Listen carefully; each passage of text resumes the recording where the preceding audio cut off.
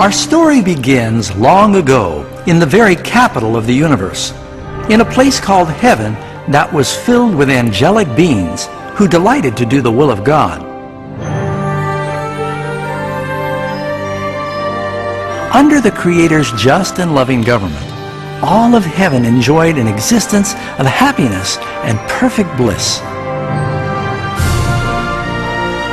The Supreme Prince of Heaven and Commander of the angels was the all-powerful and loving Son of God.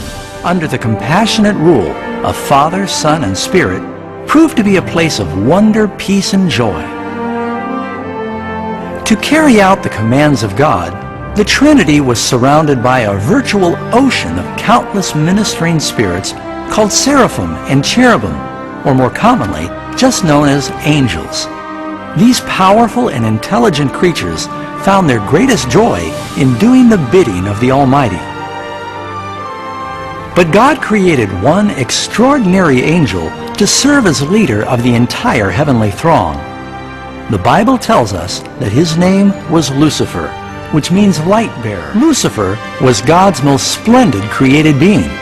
He was captivatingly handsome and endowed with astonishing powers of leadership and organization. Among the angels, he was greatly admired, respected, and loved as a friend. Yet, God foresaw the misery Lucifer was about to introduce into the kingdom of light.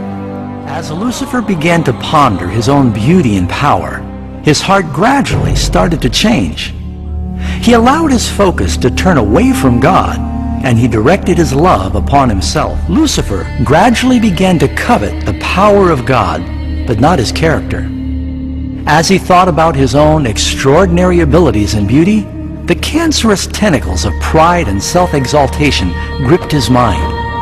This resentment and jealousy ultimately drove him to violate God's holy law and rebel against his government. God's moral law has always provided security and stability to the cosmos. The commandments describe who God is, his power, his territory, and authority.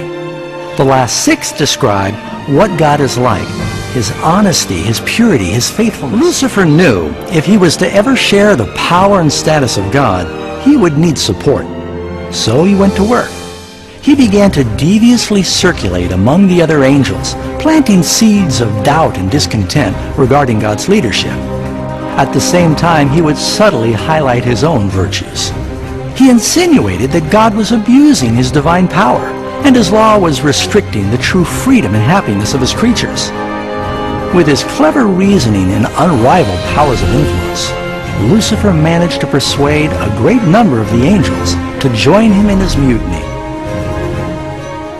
They did not know he would eventually stoop to torture and murder God's own Son on the cross in an attempt to seize his throne.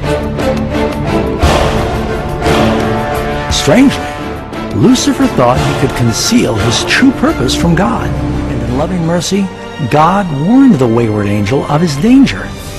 But in the end, pride and self-love would not permit Lucifer to repent. So he chose open rebellion against God rather than humble obedience. So now, the big question was, how would God respond to this crisis? How would he deal with Lucifer and the millions of angels who joined him in his rebellion? It was to allow it to run its course. This would be the only way to ensure that evil would never rise again. As Lucifer and his supporters brought the rebellion to the forefront, the Lord knew that there would be no peace if they were allowed to remain in heaven. A line must be drawn, action taken, and the rebels evicted.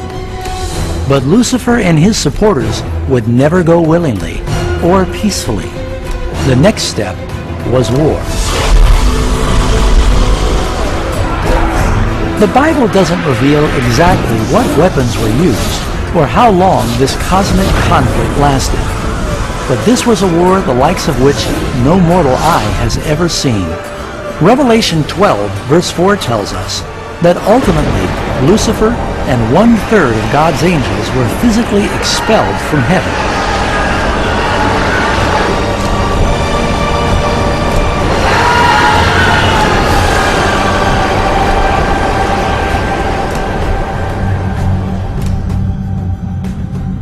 But what next?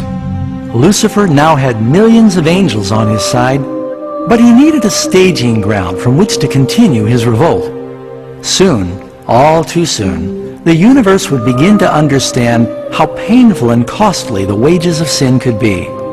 For the war was not over. It had only just begun. Lucifer, the light bearer, had now become Satan, the adversary.